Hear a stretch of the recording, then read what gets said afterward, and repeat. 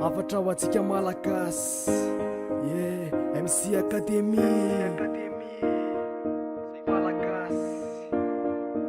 tsika malagasy samy malagasy tanindrazana iray gasikara tokana tsy sarasara fa firenena ombonana tsy sarapazana fa zay le ankohonana ray reny ray raha raiky tapy nofonosana trama tsy misy faratroka zay tsy maleky lofana le soa ataovy malagasy no andeha ino fosana mioty famika anao taova tsy sikolana dianaka erona atao tongotra miara mamindra ka firesakina no ataovy tavapiety mba tsy sinenetra mba tsy sivy sarapazana indrindra ny atom-poloko manimba tanindrazana sanatyresany antifenany efa mazana ka nde hifankatỳ fampitaiza hifananatra tiako paradisa tahakasy diara fatsombaza fiainana mirindry andeha tiako tazana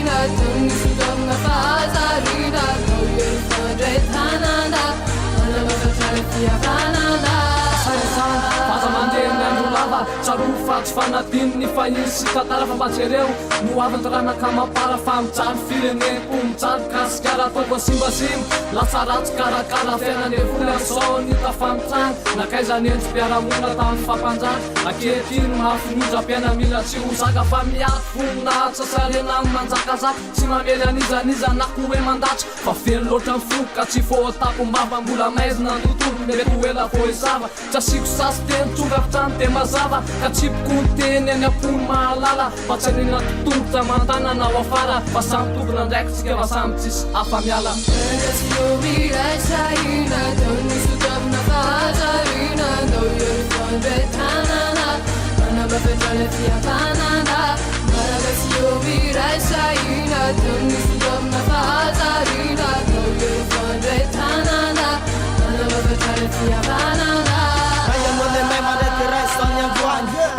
Sapapitany tolo talon-tany ezaka sy miatra mba mitsoro ny fiavanana ankehitriny tao randraraky tsara tsy ny tanana tsy ao antsero misy vele atao eviraisakina favarina mifanarady sy mifanakina aza tino kanao le atao hoe malagasy karo miasa ny tanindrazona faza velo faty